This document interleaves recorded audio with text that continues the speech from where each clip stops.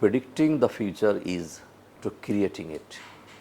ভবিষ্যৎ বলা অর্থ হচ্ছে ভবিষ্যৎকে তৈরি করা। আমরা ভবিষ্যৎবাণী করি অনেক সময়, এটা করব সেটা করব। এর অর্থ হচ্ছে প্রেডিক্টিং মানেই হচ্ছে ক্রিয়েটিং ইট, তৈরি করা।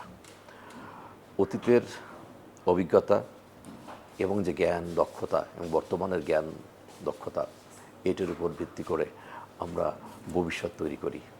আমাদের কেরিয়ার হতে পারে, পারিবারিক জীবনের হতে পারে, অথবা যে কোনো কিছুরই হতে পারে, ভবিষ্যৎ তৈরি করি। তো স্পেশালি ফর ইয়াং জেনারেশনের জন্য আমি বলবো যে আমরা যে কেরিয়ার নিয়ে চিন্তা করি, আমাদের বিট বিজনেস, বিট চাকরি, সেক্ষেত্রে আমাদেরকে এটা তৈরি করতে হবে। প্রসঙ্গক্রমে একটা শেয়ারের কথা মনে পড়লো। বিখ্যাত একজন উর্দু কবির চাইতে বড় পরিচয় শেষ মুঘল সম্রাট বাহাদুর শাহ জাফর। তার শেরটা এরকম, उम्र दराज मांग के लाया था 4 दिन, 2 आरजू में कट गई, 2 इंतज़ार में।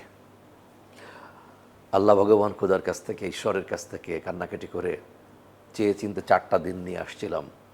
2 আরজু মে কট গই, প্রার্থনা করে, মোনাজাত করে, কান্নাকাটি করে 2টা দিন চলে গেছে। 2 ইন্তজার মে, আর বাকি 2 দিন গেল অপেক্ষা করতে করতে। উনি ছিলেন শেষ মুঘল সম্রাট।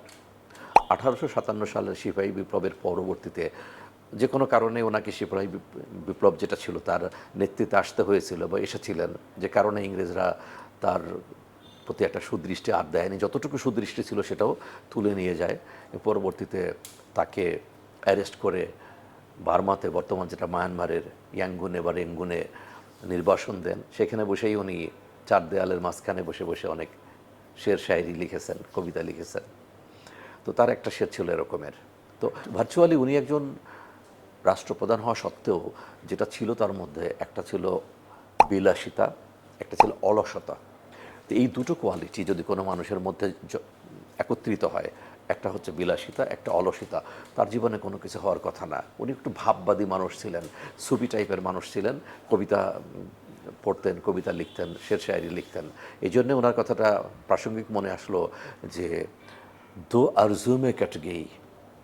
তো আমরা যদি কন্টিনিউয়াসলি আরজু করতে থাকি, প্রার্থনা করতে থাকি আল্লাহর কাছে, কাজ হবে না। কিন্তু ফাইনালি যেটা হবে ওনার মতোই 2 ইন্তজার মে, অপেক্ষা করে করে চলে যাবে, কাজ হবে না। So what we need to do is to develop ourselves. আমাদের নলেজ, স্কিল, এক্সপিরিয়েন্সগুলো করতে হবে, সো দ্যাট সেই নলেজ, স্কিল এবং এক্সপিরিয়েন্সের কারণে আমরা আমার কেরিয়ারটা করতে পারি।